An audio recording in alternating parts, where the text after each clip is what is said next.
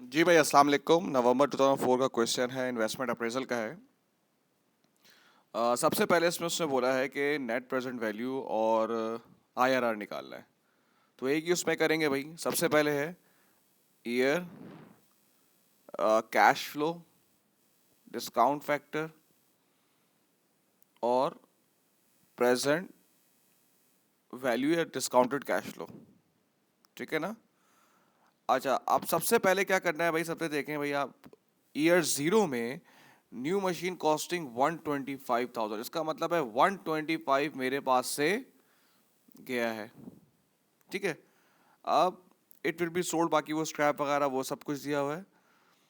The new product will earn 90,000 revenue और increase expenditure of 60, यानी कि 90 कमाएगा और 60 खर्चा है, तो नई मशीनरी से 30,000 का हमें फायदा हो रहा है। ठीक है भाई, 30,000। ईयर टू में भी 30,000, ईयर थ्री में भी 30,000, ईयर फोर में 30,000। लेकिन ईयर फाइव में क्या कह रहा है? It will be sold at the end of year for 30,000। एक मशीन आपने 5 साल के लिए ली है और 5 साल के बाद उसको आप सेल कर देंगे 30,000 की। तो इसका मतलब क्या हो गया बेटा कि 30,000 तो आप वैसे ही कमा रहे, और 30,000 आप 5 साल के बाद मशीन को बेच के भी कमा लेंगे। इसलिए मतलब है 5 साल बाद इसका कैश इनफ्लो है 60,000। Is that right? अब ये जितने भी डिस्काउंटेड रेट है ना, जैसे कि इसमें अब लिखने में तो टाइम लगेगा, ये 8% का है, तो ये उसके प्रेजेंट वैल्यू आ जाएगी। तो अब आप क्या करेंगे? इसको मल्टीप्लाई वगैरह करके देंगे तो नेट प्रेजेंट वैल्यू आ रही है 15,220।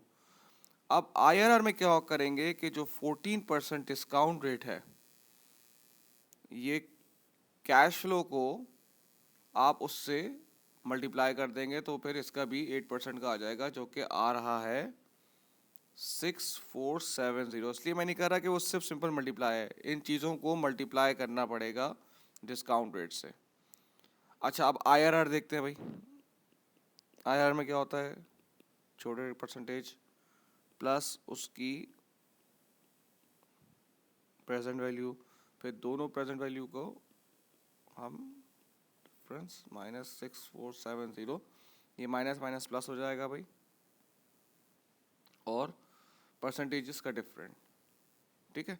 अब ये जो है ना, ये वाली इक्वेशन ये पहले सॉल्व होगी, सेकंड पे ये होगी, मल्टीप्लाई करेंगे आप, और थर्ड पे आप एडिशन कर देंगे।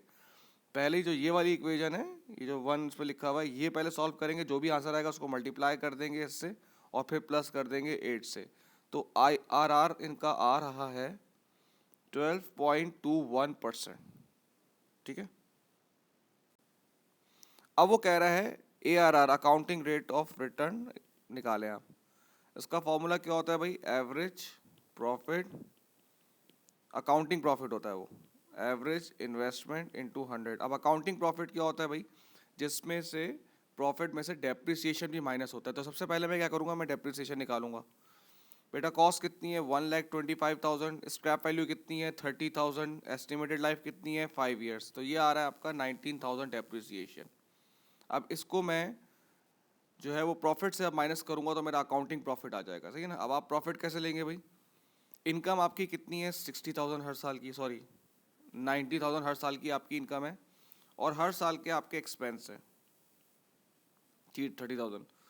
तो 60,000 तो आप आ रहे हैं, और इसमें से मैं डेप्रिसिएशन को भी माइनस करूंगा तो आएगा मेरे पास 11,000। तो ये एवरेज प्रॉफिट तो हो गया। फिर एवरेज इन्वेस्टमेंट का फॉर्मूला क्या है भाई? मशीन कितने की लिए? 125,000। स्क्रैप कितने की है? उसका फॉर्मूला है भाई, स्क्रैप है 30,000 की, तो भाई डिवाइड बाय 2 कर दूंगा तो ये आ गई आपकी एवरेज इन्वेस्टमेंट 7,750। तो ARR कितना आ रहा है भाई? 11,775 इंटू 100, 14.19%। Thank you.